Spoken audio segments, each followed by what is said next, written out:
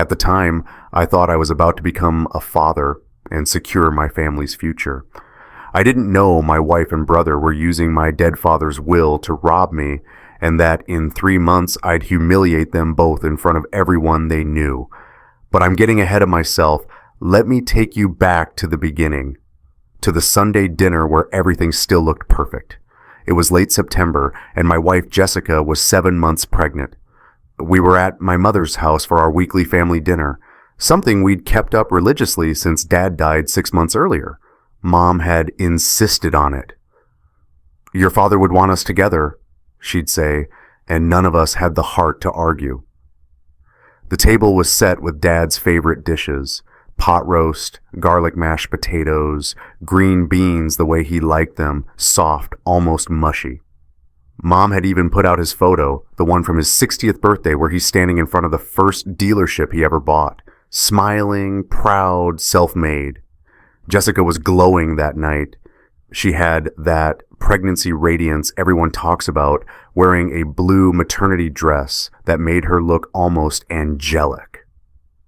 My brother Brandon sat across from us, cracking jokes, making Mom laugh for the first time in weeks. It felt good. It felt like we were healing. "To new beginnings," Mom said, raising her wine glass. Jessica had sparkling cider. "Robert would be so proud. Christopher, you made it under the deadline. This baby saved everything." I remember smiling, squeezing Jessica's hand, looking at Brandon, who grinned back at me with that easy charm he'd always had. If you're listening to this and you've ever felt truly safe with your family, you know exactly what I mean. That feeling like you're untouchable because you have people who would never ever hurt you.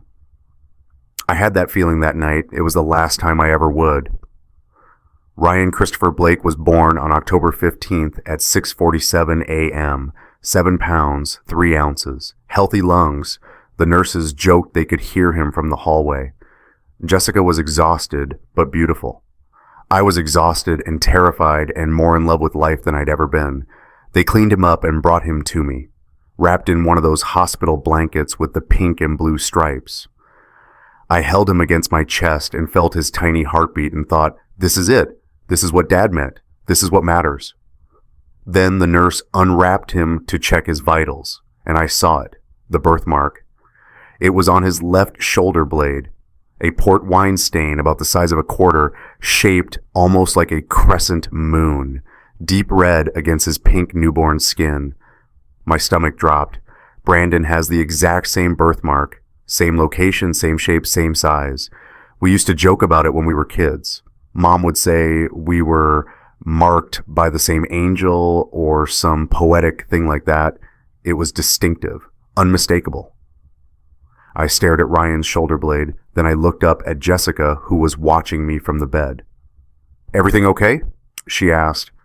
Her voice had an edge to it, just barely, like she'd asked the question too quickly. "Yeah," I said, "he's perfect." But my hands were shaking.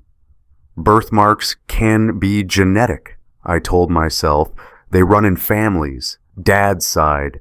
It doesn't mean anything. You're being paranoid. You're being crazy. Over the next 3 weeks, I tried to convince myself of this approximately 600 times. But I couldn't stop noticing things. Ryan didn't look like me. Everyone commented on it. He must take after Jessica's side. Jessica would laugh and agree, but I'd catch her watching me when she thought I wasn't looking. Brandon visited constantly, more than seemed normal for an uncle. He'd hold Ryan with this expression I couldn't quite read. Tender, but also something else. Possessive, maybe. I caught them whispering once. Jessica and Brandon in the kitchen while I was supposedly napping. When I walked in, they stopped mid-sentence and smiled too brightly. Jessica insisted we name the baby Ryan. I wanted to name him Robert, after Dad. She said, "Ryan is fresher, less pressure." I gave in. I didn't realize until weeks later that Ryan is Brandon's middle name. Brandon Ryan Blake. It's on his birth certificate, but no one ever uses it. Then there were the phones. Jessica started keeping hers face down all the time. She'd take it to the bathroom with her. She changed her passcode. I saw her do it one morning, angling her body away from me. Little things, tiny things, things that probably meant nothing, or everything. 3 weeks after Ryan was born, I was lying in bed at 2 a.m., unable to sleep. Jessica was snoring softly beside me. The baby monitor glowed green on the nightstand. I picked up my phone and Googled, "How accurate are birthmarks for paternity?" That's when I fell into the rabbit hole. Reddit threads, forums, stories of men who'd had suspicions, men who'd waited too long, men who'd signed birth certificates and gotten trapped in 18 years of child support for kids that weren't theirs. I read until dawn. When Jessica woke up, I told her I'd been working. She believed me. Why wouldn't she? I'd never lied to her before. The DNA test kit arrived in an Amazon box 3 days later. I told Jessica it was work supplies. She didn't ask. I waited until she was in the shower. Ryan needed a diaper change. I swabbed the inside of his cheek, gently, quickly, hating myself the entire time. Then I swabbed my own cheek, sealed the samples, mailed them before I could second-guess myself. The waiting was torture. 2 weeks for results, 14 days of pretending everything was fine, playing with Ryan, kissing Jessica goodnight, having Sunday dinner with Mom and Brandon, and smiling through the whole thing. The email came on a Tuesday afternoon. I was at work, sitting in my office, reviewing Q3 projections for the dealerships. My phone buzzed. I almost didn't check it. Subject line, "Your DNA test results are ready." I clicked the link, entered my password, waited for the page to load, then I saw it. Probability of paternity, 0%. I read it again and again. Then I read the fine print, the disclaimer, the explanation of how the test worked, how 0% didn't mean low probability. It meant impossible, biologically impossible. I could not be Ryan's father. The office walls started closing in. My ears were ringing. I couldn't breathe. I stood up, sat down, stood up again. My coworker knocked on my door. "You okay in there?" And I said something, I don't remember what, and then I was in my car. I drove for 2 hours, no destination, just drove. By the time I pulled into a gas station parking lot somewhere off the interstate, I'd stopped shaking. The shock had burned itself out. What replaced it was something colder. Clarity. My wife had fucked someone else. My son, Ryan, wasn't my son. Every time I'd gotten up at 3 a.m. to change his diaper, every time I'd held him while Jessica slept, every time I'd looked at him and felt that overwhelming love, I'd been loving a lie. I should have gone home, should have confronted her right then. But something stopped me. If Jessica had done this, she'd done it for a reason. She'd been careful, calculated, and I needed to know what that reason was. So I went home. I kissed my wife. I held the baby. I smiled at dinner, and I started digging. The first thing I did was hire a private investigator. I found him through a referral from a buddy at work who'd gone through a messy divorce. Met him at a coffee shop downtown. His name was Marcus, 50s ex-cop, looked exactly like you'd expect a PI to look. I showed him the DNA results, told him about the birthmark, about Jessica and Brandon's behavior. Marcus didn't look surprised. "If you want a legal case," he said, "we need to establish timeline, opportunity, and ideally proof of intent. Adultery is one thing, conspiracy is another." "How much?" $3,000 up front. More if it gets complicated. I paid him that afternoon. From an account my father had left me specifically for emergencies. I don't think Dad imagined it would be used for this. Marcus called me 2 days later. "We need to meet." His office was above a Vietnamese restaurant in a part of town I'd never been to. Small, cramped, smelled like cigarettes, even though he swore he didn't smoke in there anymore. He had a folder on his desk, thick. "Your wife and your brother have been seeing each other for approximately 18 months, he said. No preamble, just facts. I pulled hotel records. They stayed at the Hilton downtown 4 times. 14, 12, 10, and 9 months ago. Rooms booked under Jessica's name. Brandon's credit card paid for room service each time. My stomach lurched. I put my head between my knees. "There's more," Marcus said quietly. "Phone records show over 400 text messages between them in the past 18 months. Frequency increased dramatically when you were out of town on business trips. Based on the baby's birth date and typical gestation, conception would have occurred approximately 9 to 10 months ago. Right in the middle of their affair. Right when they were renting hotel rooms. I thought I might vomit. Why? I managed to ask. If she wanted him, why not just leave me? Marcus hesitated. That's where it gets interesting. I did some background on your brother. He's in significant debt. $140,000 between business loans and credit cards, some of it to less than savory creditors. He's desperate. What does that have to do with your father's will? Marcus said. I pulled public records. Your father left his estate to you on a specific condition, that you have a child before your 40th birthday. That birthday is 18 months away. If you meet the condition, you inherit approximately $15 million. If you don't, the estate splits evenly between you and Brandon. The room spun.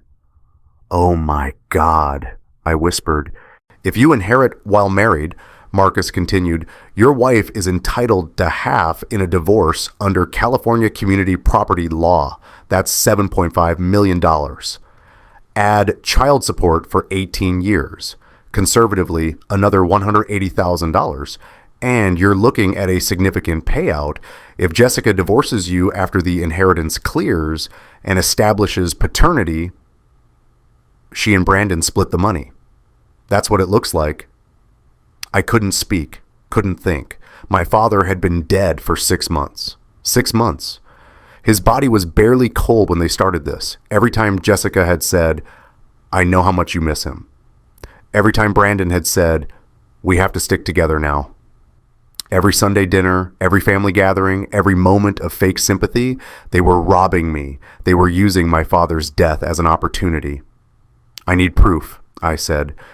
My voice sounded strange, distant. Not just of the affair, of the plan. I need to prove they conspired. Marcus nodded slowly. That's harder. That's a lot harder. But if they did this deliberately, there might be communication. Emails, texts, something. Find it, I said. That might require some creative investigation. I don't care. Find it. 2 weeks later, I did something I never thought I'd do. Jessica took Ryan to a pediatrician appointment. Routine checkup. She'd be gone 90 minutes, maybe 2 hours. I called in sick to work. Told my boss I had food poisoning. Then I went home. Our bedroom looked the same as it always did. Bed made, Jessica's perfume on the dresser, photos of us on our wedding day, Hawaii honeymoon, Ryan's first photo shoot, a life that never existed. I started with her nightstand, nothing, moved to her jewelry box, found a burner phone in the bottom compartment. The battery was dead, and I didn't have the right charger. I took photos of it, then the closet, boxes of old clothes, shoes, a shoebox on the top shelf behind some sweaters, inside hotel key cards, 3 of them, receipts, a note in Brandon's handwriting. Next Tuesday, same place, I'll bring wine. I took photos of everything. Then I checked her winter coat, the long wool one she wore last season but hadn't needed yet this year. Went through the pockets methodically. In the inner pocket, I felt something small, hard, a USB drive. Unmarked. I almost missed it. Almost put the coat back and kept looking. But something made me check that pocket twice. I went to my laptop, hands shaking so badly I almost dropped the USB twice. Plugged it in. Waited for it to load. A single folder appeared. Insurance policy. Inside, 14 audio files, MP3 format, dated over 8 months. The most recent was from July, 2 months before Ryan was born. I clicked the first one. Jessica's voice filled my speakers. Audio file 01, March 12th. Jessica, the will says first child before 40. It doesn't say the child has to be his biologically. As long as he's married when it's born and signs the birth certificate, it counts legally. Brandon, that's insane. That's fraud. Jessica, it's only fraud if we get caught. And Christopher will never suspect. He trusts everyone. That's his weakness. Brandon, Jesus, you've really thought this through. Jessica, one of us has to. I paused the recording. My hands were shaking so hard I could barely hold the mouse.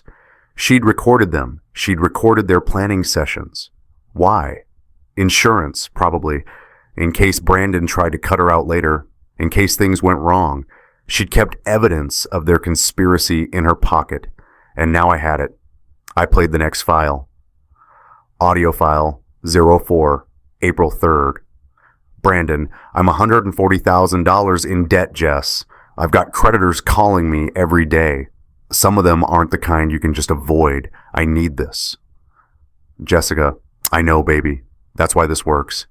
We get you out of debt. I get my condo in Manhattan. Christopher keeps the family business. Everybody wins. Brandon, except Christopher loses $7.5 million and ends up paying child support for 18 years for a kid that isn't his. Jessica, pause. He'll survive. He's always been the golden boy. Robert gave him everything. This is just redistribution. Brandon, you don't feel bad, not even a little. Jessica, I feel bad for me. I've spent 5 years married to a man who's nice but boring. I've played the good wife. I've been patient. This is my payout. I stopped the recording, put my head in my hands. Redistribution, like they were Robin Hood, like stealing my inheritance was some kind of justice. There were 12 more files. I listened to all of them, every single one, each worse than the last. Audio file 09, June 18th, after Jessica confirmed the pregnancy. Jessica, once the baby's born and the will transfers, that's when I wait about 60 days to make it look natural, then I file for divorce. In California, community property means I get half of everything acquired during the marriage. That includes inheritance received while married. Brandon, and the baby? Jessica, child support. He's legally the father once he signs the birth certificate. Contesting paternity takes years and almost never works once you've established it. By the time he figures out what happened, we'll be long gone. You'll be debt-free, and I'll have enough money to never worry again. Brandon, what if he doesn't sign the birth certificate right away? Jessica, he will. Christopher doesn't question things. He trusts me. He trusts you. That's what makes this work. When I finished listening, I sat there for 20 minutes, staring at the screen, my ears ringing. Then I copied every file to 3 separate locations: cloud storage, my laptop, and an external hard drive. Put the USB back in Jessica's coat pocket exactly where I'd found it. I had everything I needed. Now I just needed a plan. That night, I acted like nothing had happened, kissed Jessica when she got home, asked about the pediatrician appointment, held Ryan while she made dinner. The next morning, I called David Chen. David had been my father's lawyer for 20 years. Estate planning, business contracts, the works. He'd drafted Dad's will. He was professional, discreet, and he'd known our family since I was a teenager. David, I said over the phone, I need to talk to you about a hypothetical legal situation. There was a pause. Hypothetical? For now. We met at his office that afternoon. I told him everything, showed him the DNA results, the hotel receipts, the phone records, played him 3 of the audio recordings. David listened without interrupting. When I finished, he leaned back in his chair and exhaled slowly. This is prosecutable fraud, he said finally. Criminal and civil. But Christopher, you need to understand, if you pursue this, you're going to destroy your family. Your marriage, your relationship with your brother, your mother's relationship with both of you. This isn't just legal. This is thermonuclear. They used my dead father's will to trap me, I said quietly. They planned it while I was grieving. They laughed about how I'd never suspect. I don't have a family, David. I have people who tried to rob me. He nodded slowly. All right, then here's what we need to do. Over the next 8 weeks, I lived a double life. During the day, I was Christopher Blake, loving husband, devoted father, grieving son, trying to hold the family together after Dad's death. I went to work, came home, played with Ryan, had Sunday dinners at Mom's house. At night, I was someone else, someone cold and calculating, someone building a legal case piece by piece. David explained the strategy. First, we needed to wait until the inheritance officially transferred.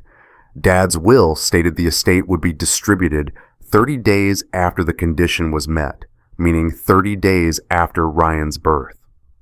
That transfer happened on November 15th. The $15 million moved into a trust under my name. Second, we needed airtight documentation, DNA results, hotel receipts, phone records, the recordings, financial documents showing Brandon's debts, everything organized, indexed, ready for court. Third, we needed witnesses for the confrontation, not just family, people who could testify if this went to trial. David suggested he be present. If you do this privately, it's he said, she said. If you do it publicly with witnesses, they can't gaslight you. How public? I asked. Family dinner, David said. Your mother's house. Extended family present. I'll be there as your legal counsel. She'll be devastated. Your mother? Yes, she will be. But Christopher, these are her sons. She deserves to know the truth, and honestly, having her there protects you. If Brandon or Jessica try to claim you're making this up, your mother can verify what she heard. I hated it, but he was right. The hardest part was acting normal, looking Brandon in the eye and pretending I didn't know what he'd done, kissing Jessica goodnight and pretending I didn't hear her voice in those recordings. Christopher will never suspect. That's his weakness. Brandon started dropping hints that he needed money. Business opportunity, he'd say. Ground floor investment. I knew what it really was. Debt collectors closing in. Jessica started looking at apartments in Manhattan online. Expensive ones, penthouses. They thought they'd won. On November 18th, the inheritance officially cleared. I sent out calendar invites for a family dinner the following Sunday. Subject line, honoring Dad's legacy. Jessica texted back. Brandon replied, wouldn't miss it, bro. Mom wrote, your father would be so proud. I sat in my car after reading those messages and felt absolutely nothing. That's what scared me most. Not that I was angry, but that I'd gone completely cold. Sunday, November 25th, 6 p.m. Mom's house looked exactly like it always did. Dad's photo in the place of honor. Table set with his favorite dishes, pot roast, garlic mashed potatoes, green beans. Like we could bring him back by keeping his rituals alive. Everyone arrived within 10 minutes of each other. Mom, Brandon, Jessica carrying Ryan, Patricia, Mom's sister, Rachel, Jessica's sister, who'd flown in from Portland and whose presence made Jessica visibly nervous. Then David Chen arrived. Suit and briefcase, professional. Jessica frowned. Why is David here? Estate paperwork, I said smoothly. Some signatures needed. Easier to do it here than schedule another meeting.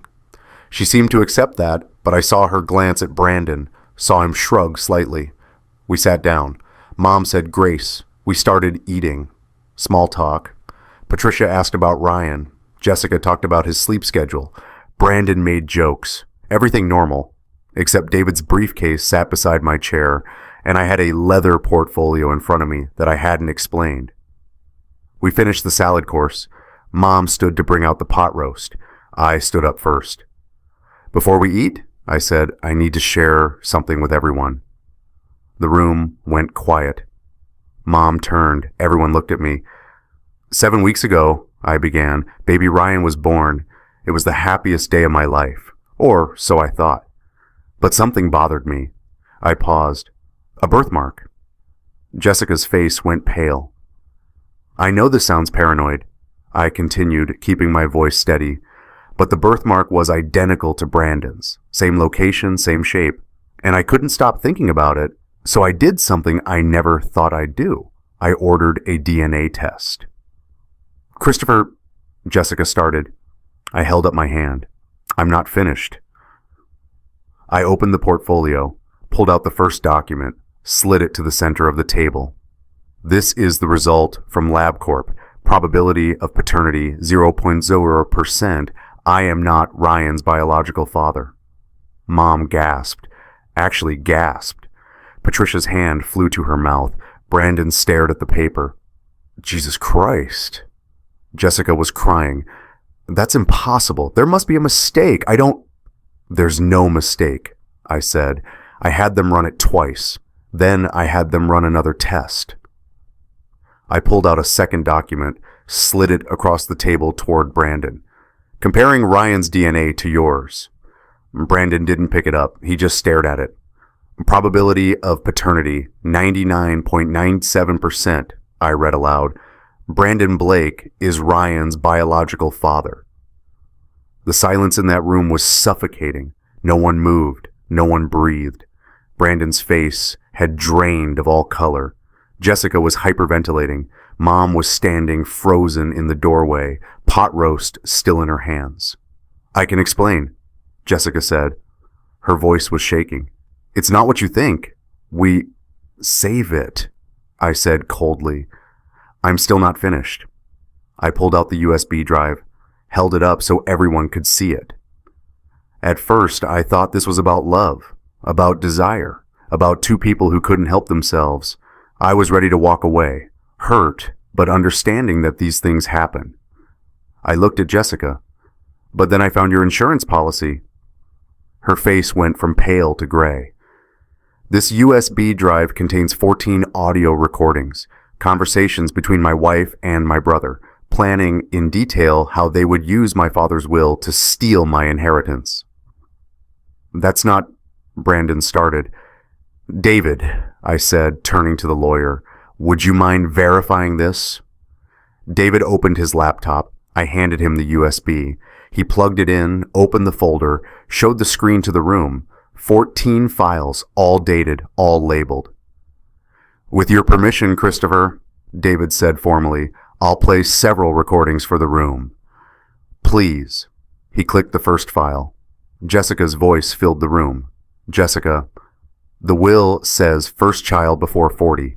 It doesn't say the child has to be his biologically. As long as he's married when it's born and signs the birth certificate, it counts legally." Brandon, "That's insane. That's fraud." Jessica, "It's only fraud if we get caught. And Christopher will never suspect. He trusts everyone. That's his weakness." Mom made a sound like she'd been punched in the stomach. Patricia was staring at Jessica with absolute horror. Rachel, Jessica's own sister, had her hand over her mouth, tears streaming down her face. David played the second recording. "Brandon, I'm $140,000 in debt, Jess. I've got creditors calling me every day. Some of them aren't the kind you can just avoid. I need this." Jessica, "I know, baby. That's why this works. We get you out of debt. I get my condo in Manhattan. Christopher keeps the family business. Everybody wins." Brandon, "Except Christopher loses $7.5 million and ends up paying child support for 18 years for a kid that isn't his." Jessica, "He'll survive. He's always been the golden boy." Mom was crying now, openly sobbing. Patricia had her arm around her. David played the third recording, the worst one. Jessica, "Once the baby's born and the will transfers, that's when I wait about 60 days to make it look natural. Then I file for divorce. Community property, we get half." Brandon, "And the baby?" Jessica, "Child support. He's legally the father once he signs the birth certificate. By the time he figures out what happened, we'll be long gone." When the recording ended, no one spoke. The only sound was Mom's crying and Jessica's hyperventilating. I let the silence sit for a moment, then I spoke. "My father has been dead for 6 months. His body was barely cold when you started this. Every time you said, 'I know how much you miss him.' Every time you said, "We have to stick together now," you were robbing me. You were using his death as an opportunity. Brandon tried to stand. "Chris, Sit down," I said. My voice was ice. "David, I believe you have some papers to file." David nodded, pulled out a folder. "For the record and everyone present, Christopher Blake is filing the following legal actions as of tomorrow morning." He read from a prepared statement. 1.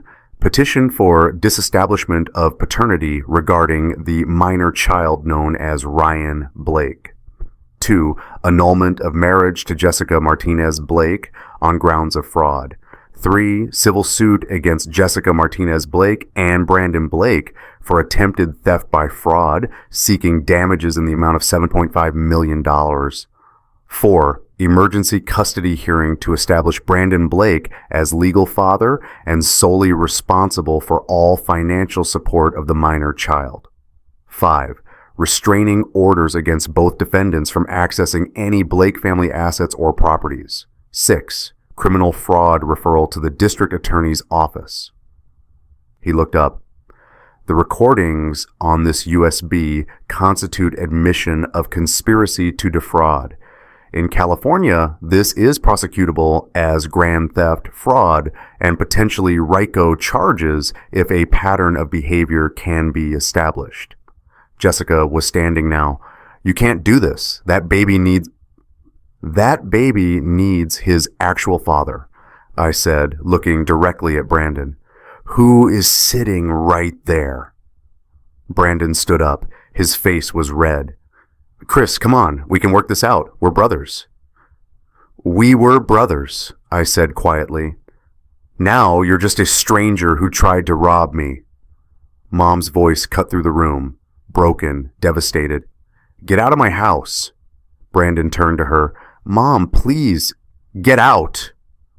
The force of it shocked everyone.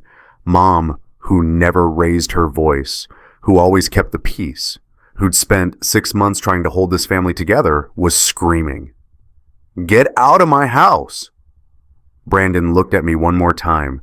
I stared back. Didn't blink, didn't waver. He left. Jessica tried to follow him. Rachel, her own sister, stepped in front of her. "I told you," Rachel said. Her voice was shaking. "Last Christmas, I told you this was insane. I told you to stop, but you didn't listen. You never listen." "Rachel..." "I tried to warn him," Rachel said, turning to me. "I dropped hints. I'm sorry I didn't say more." "It's not your fault," I said. Jessica looked around the room. At Mom crying, at Patricia's disgusted face, at me standing there with the DNA results and the recordings and the lawyer and the truth. "I loved you," she said. "I do love you. It got complicated." "You recorded yourself admitting this was always the plan," I said. "You called my trust my weakness." You laughed about how I'd never suspect. There's nothing complicated about that. That's just calculated. I picked up my portfolio, looked at the room one more time. "Mom, I'm sorry you had to see this, but you raised us to know right from wrong. This is wrong, and I won't pretend it's anything else." I turned to David. "Let's go file the paperwork." We walked out together. Behind us, I could hear Mom sobbing, Jessica crying, the sound of chairs scraping, voices rising. I didn't look back. The legal proceedings took 4 months. I won't bore you with every detail. Most of it was paperwork and court dates and lawyers arguing over procedural issues. But here's what matters. The paternity was disestablished. Brandon is Ryan's legal father now, not me. The marriage was annulled. In California, if you can prove fraud was the basis of the marriage, it's voided. Like it never existed. Jessica got nothing. No community property, no settlement, nothing. The civil suit settled. Jessica and Brandon couldn't afford to go to trial. They settled for $50,000, money they didn't have but agreed to pay in installments. It was symbolic more than anything, but I wanted it on record. The criminal charges were declined. The DA said the evidence was compelling for civil court, but didn't meet the burden of proof for criminal prosecution. But the threat is still there, on record. If they ever try anything again, it's there. Brandon's trust fund, the one Dad had set up for him, the smaller one, was liquidated to pay off his debts. Dad had a provision that if Brandon engaged in fraud, the trust could be dissolved. David invoked it. Brandon ended up with nothing. He moved to Oregon. I heard he's working construction now. We haven't spoken since that dinner. Jessica's real estate career imploded. Word spread in her professional community. No one wants to work with someone who conspired to commit fraud. Last I heard, she was working retail. She and Brandon have split custody of Ryan. I don't know the details. I don't want to. Mom stopped speaking to Brandon. It broke her heart. She aged 10 years in 4 months, but she couldn't forgive what he did. The deliberateness of it. The fact that he used Dad's death as an opportunity. Rachel, Jessica's sister, testified on my behalf in court. Confirmed that Jessica had been acting strangely, that she'd tried to warn me but didn't know how explicit to be. Rachel and I stayed in touch. Started having coffee occasionally. It's been nice, actually, having someone who understands. The $15 million inheritance is mine, fully legally mine. I keep Dad's dealerships running, expanded into 2 new locations. Dad would be proud, but I live in a different apartment now, smaller, deliberately sparse. I have one personal item on display, a photo of Dad on my desk, smiling, proud, self-made, the man who built everything I have, and the man whose will nearly destroyed me. People ask me if it was worth it, if destroying my family to keep the money was the right choice. I tell them it was never about the money. It was about the principle, about the fact that you can't conspire to rob someone, you can't laugh about their trust being their weakness, you can't plan to trap them into 18 years of child support for a kid that isn't theirs, and expect to get away with it just because you're family. But late at night, I wonder, would Dad have wanted this? Would he have preferred I just walked away, let them win, kept the peace?